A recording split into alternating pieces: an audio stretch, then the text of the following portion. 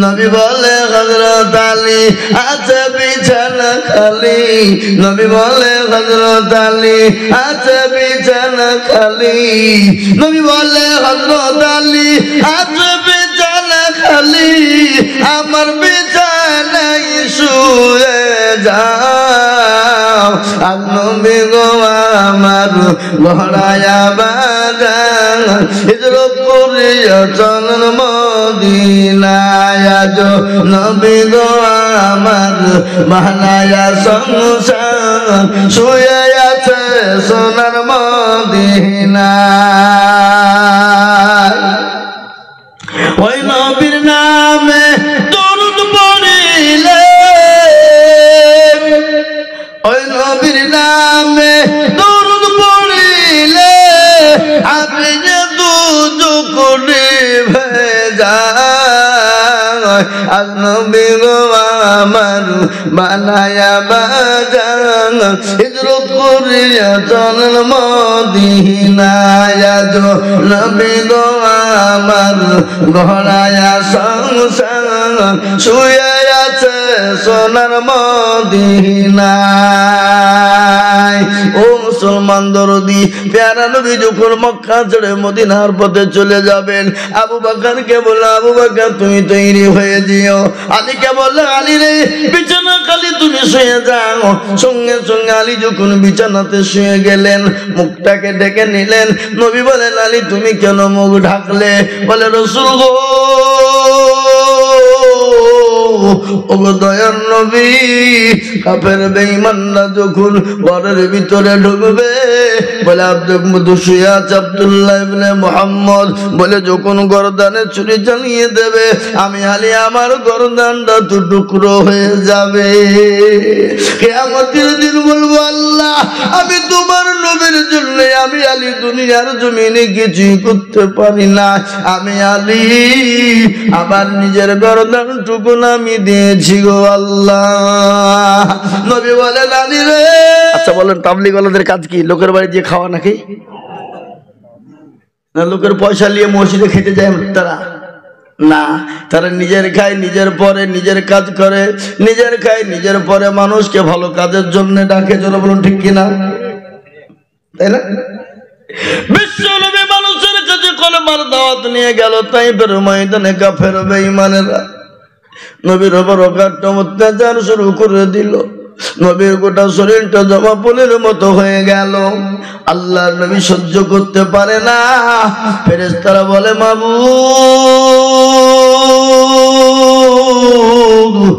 কি বাবার উঠাউঠি করছে দোয়া করতে পারে কি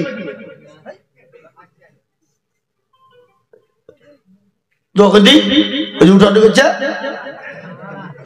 বিশ্ব নবী দয়ার নবী আল্লাহ নবী আল্লাহকে বলছে আল্লাহ আমি আর সহ্য করতে পারি না আল্লাহ বলেন নবী গো আপনাকে আর মক্কার জমিনে থাকতে হবে না আপনি মক্কা ছেড়ে মদিনার পথে চলে যান বিশ্ব নবী মক্কা ছেড়ে মদিনার পথে যাওয়ার জন্য তৈরি হলেন আবু বকরকে সঙ্গে নিলেন আবু বকরকে বলে আবু বকর তুমি তৈরি হও মক্কা ছেড়ে মদিনার পথে যেতে হবে বিশ্ব নবী আবু বকরকে বলে দিলেন বিশ্ব নবী যেদিন চলে যায় গজল আছে না আজ নবী গো আমার বানায়া বাজান হিজরত করিয়া চলেন মদিনায় আজ নবী গো আমার ঘোড়ায়া বাজান শুয়ে আছে সোনার মদিনায়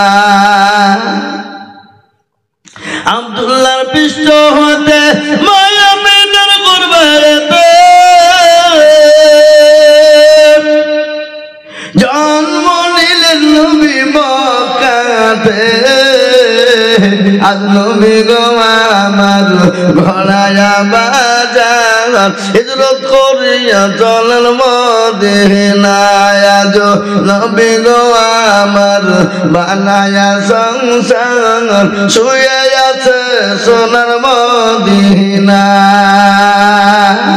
নবী বলে হযরত আলী আছে বিছানা খালি নবী বলে হযরত আলী আছে বিছানা খালি নবী বলে হযরত আলী আছে বিছানা খালি আমার বিছানায় শুয়ে যাও আর নবী গো আমার ঘোড়ায়া বাজান হিজরত করিয়া চলেন মদিনায় আজ নবী গো আমার বানায়া সংসার শুয়ে আছে সোনার মদিনায়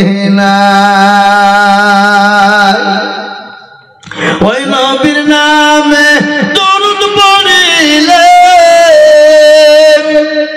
ওই নবীর নামে দরুদ পড়িলে আপনি যে দুজকুনি ভেজা আর নবী গো আমার বানায়া বাজান হিজরত করিয়া চলেন মদিনায় আজ নবী গো আমার ঘোড়ায়া সংসার শুয়ে আছে সোনার মদিনায়। ও মুসলমান দরদি, প্যারা নবী যখন মক্কা ছেড়ে মদিনার পথে চলে যাবেন, আবু বকরকে বলল, আবু বকর তুমি তৈরি হয়ে যেও। আলীকে বলল, আলী রে বিছানা খালি তুমি শুয়ে যাও।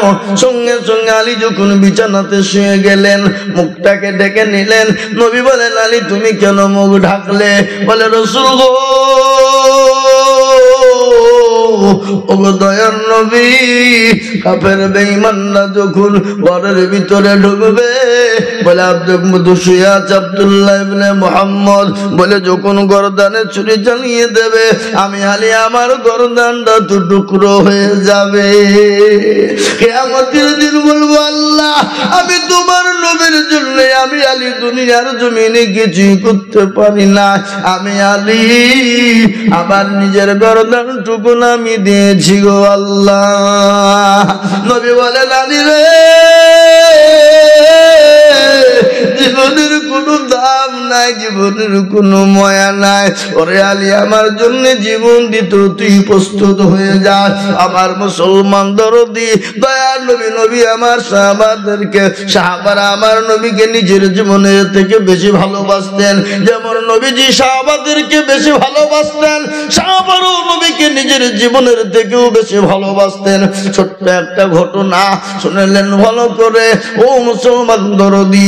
একদিন আল্লাহর নবী হযরতে সাদ রাদিয়াল্লাহু তাআলা আনহুকে ডাক দিয়ে বলে, সাদ তুমি কেমন আছো? সাদ বলে, ইয়া রাসূলুল্লাহ আমি ভালো আছি। বিশ্ব নবী বলেন, সাদ তুমি কি বিবাহ করবা না? তোমার কি বিয়ে করতে মন চায় না?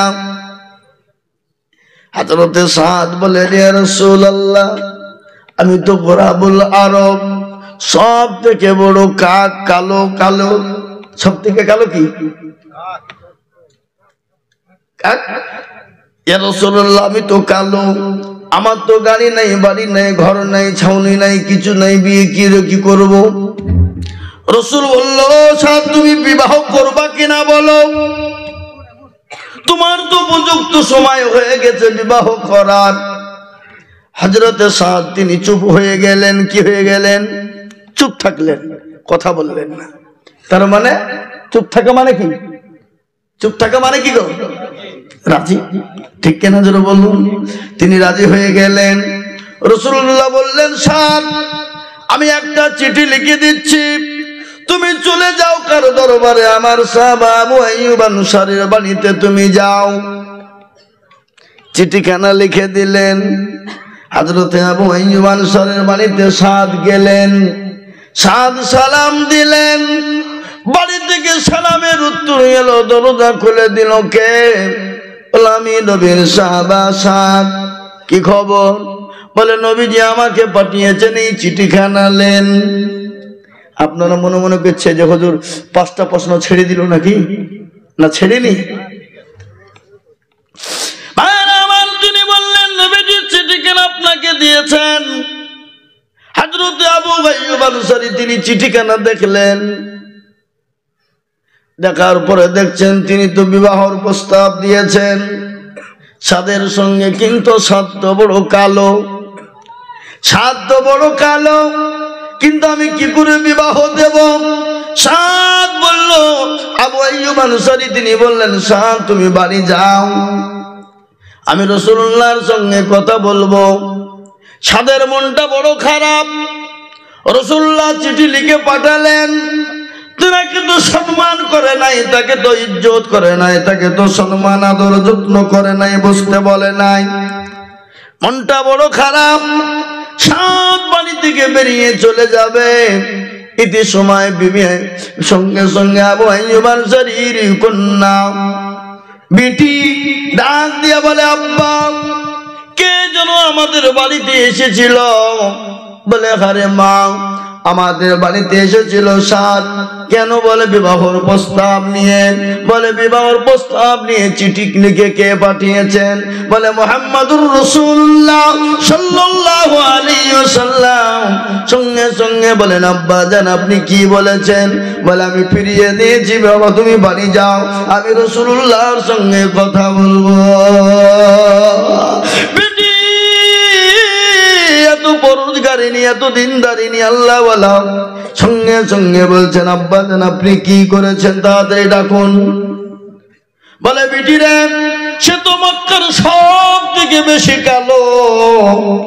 ও বিটি, আর তুমি হলো মদিনার সব থেকে সুন্দরী, মদিনার হুর তোমাকে বলা হয়েছে। ও বিটি বলো, ওই কালো মানুষটার সঙ্গে আমি তোমার সঙ্গে বিবাহ কি করে দেব? তার তো ঘর নাই, বাড়ি নাই, জমি নাই, জায়গা নাই, থাকার জায়গা নাই। বলো বিটি, আমি কি করে তোমার সঙ্গে বিবাহ দেব? বিটি বলে, আব্বা তার গাড়ি থাক, বাড়ি থাক, না থাক, কোনো জিনিস না থাক, সে অত কালো হোক, কিন্তু তার ভিতরে গুণ আছে, তার ভিতরে আল্লাহর ভালোবাসা আছে, নবীর ভালোবাসা আছে, তার ভিতরে আল্লাহ তার রাসূলের মহব্বত আছে।